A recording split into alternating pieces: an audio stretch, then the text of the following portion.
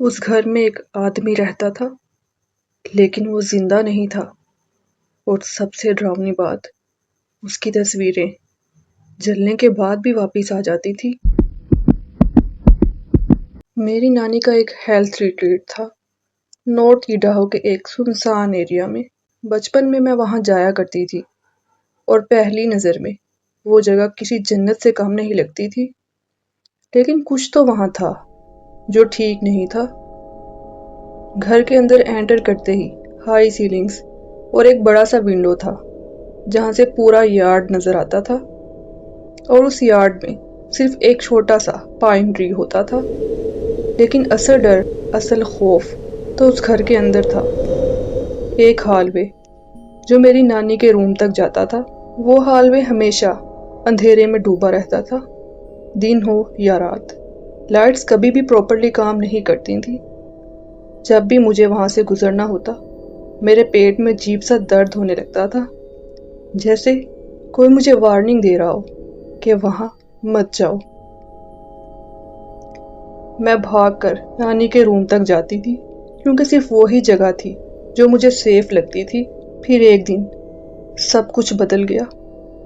گھر کا سٹاف زیادہ دیر تک رکتا نہیں تھا، کلیننگ سٹاف ہو یا پھر کوئی اور، صرف 1 یا 2 ہفتوں میں جاب چھوڑ دیتے تھے۔ سب ایک ہی بات کہتے تھے، انہوں نے ایک آدمی کو دیکھا ہے۔ وہ آدمی اس بڑے سے ونڈو کے باہر اس چھوٹے پائن ٹری کے پاس کھڑا ہوتا تھا، بلو جینز، شرٹ اور ایک جیکٹ پہنے ہوئے۔ ایک دن بہت ٹھنڈ تھی اور پوری زمین برف سے ڈھکی ہوئی تھی، اور اس دن میں نے بھی اسے دیکھا۔ میں نے کلیننگ لیڈی سے پوچھا، یہ کون ہے؟ وہ ایک دم ڈر گئی۔ اس نے باہر دیکھا، لیکن وہاں کوئی نہیں تھا۔ پھر وہ اسے دیکھنے کے لیے گھر سے باہر گئی۔ وہاں نہ کوئی فٹ پرنٹس تھے، نہ ہی کوئی انسان، جیسے وہ کبھی وہاں تھا ہی نہیں۔ بعد میں میری نانی نے ہمیں کچھ تصویریں دکھائیں اس آدمی کی۔ وہ پائن ٹری کے پاس کھڑا تھا، لیکن وہ سولڈ نہیں تھا، جیسے کوئی شیڈو ہو جو انسان بن کے کھڑا تھا۔ گیسٹ جو 30 دن کے لیے آتے تھے، وہ آدھے ٹائم میں ہی بھاگ جاتے تھے۔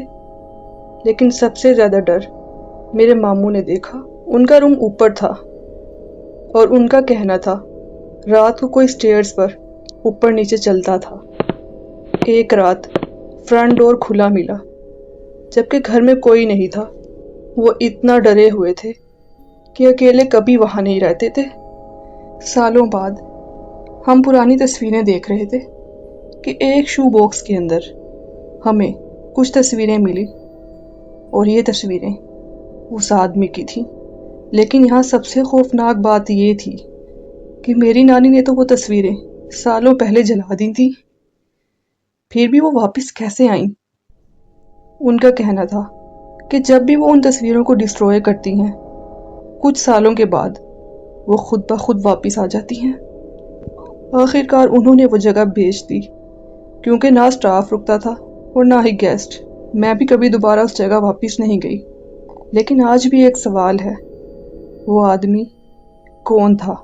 اگر آپ کو یہ سٹوری پسند آئی ہو اور اسی طرح کی اور ریئل ہارر سٹوریز آپ لوگ سننا چاہتے ہیں، تو میرے چینل کو ضرور سبسکرائب کر لیں، اور ویڈیوز کو لائک، شیئر اینڈ اچھے کمنٹ کرنا بالکل بھی مت بھولیے گا۔ اور اگر آپ لوگ اپنی سٹوری بھی شیئر کرنا چاہیں تو آپ لوگ اس ای میل پر شیئر کر سکتے ہیں۔